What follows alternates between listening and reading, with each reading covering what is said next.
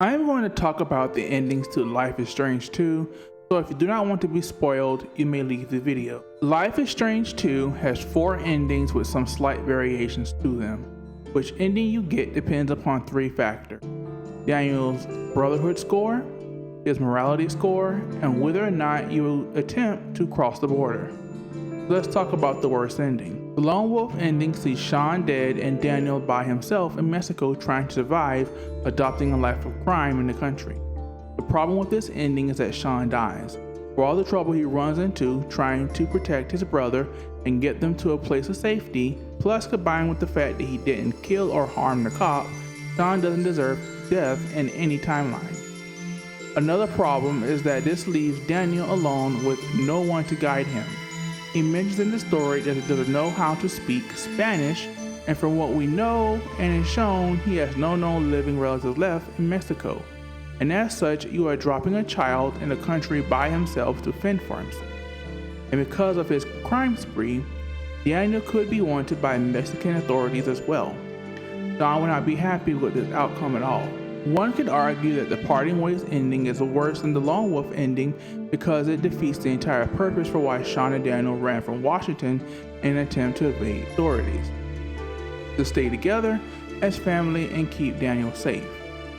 Daniel is sent to his grandparents in America to live, but he is shown to have an ankle bracelet, meaning that he is now under the constant watch from the authorities, meaning he could never enjoy the freedoms other Americans do, and he could probably never leave the country either.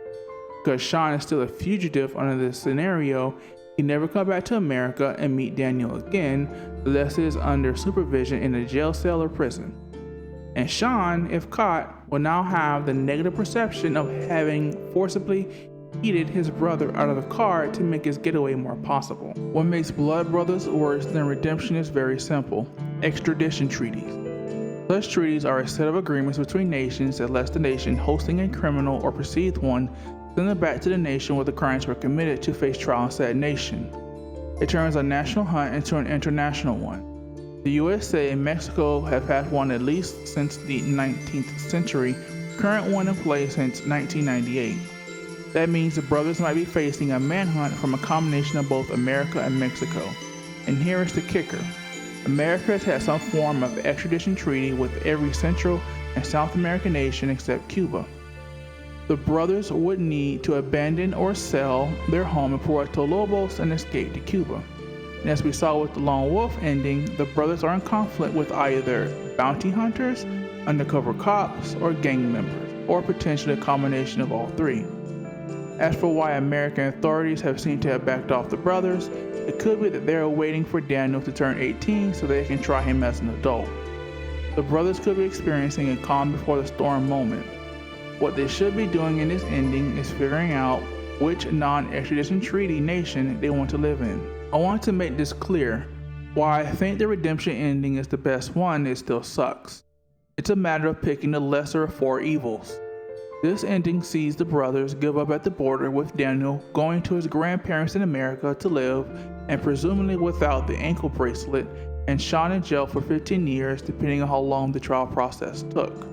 The problem with this ending is that Sean lost 15 years of his life because law enforcement was trying to pin him for a crime he didn't commit. Based on what I saw in the first video, I do not think Sean was found guilty of killing Officer Matthews. I think instead he was convicted and found guilty of going on the run and any charges related to that and for the situation at the border. While him losing 15 years sucked, he was able to protect Daniel by having him raised by relatives in the country where he could comfortably communicate with the people. And while Sean decided to part ways with his brother after he got out and had one more camping trip with him, he gets to roam the country a free man. So, what do you think is the best ending for Life is Strange 2 and why? Let me know in the comments. Don't forget to hit like and subscribe.